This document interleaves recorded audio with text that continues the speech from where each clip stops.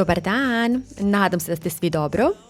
Danas vam otkrivam trik za sudoperu koja sija kao gledalo, a trebaju vam samo dve stvari koje većina ima u kuhinji. Dakle, limun i papir za pečenje. Prvo uzmite polovinu limuna. Limunska kiselina je prirodni neprijatelj kamenca.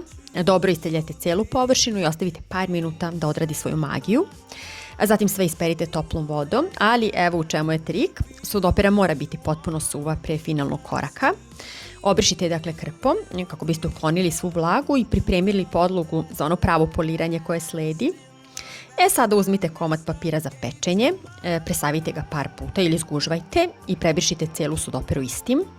Vosak sa papira stvara zaštitni film, pa će kapi vode samo skliznuti, a sjaj će trajati danima.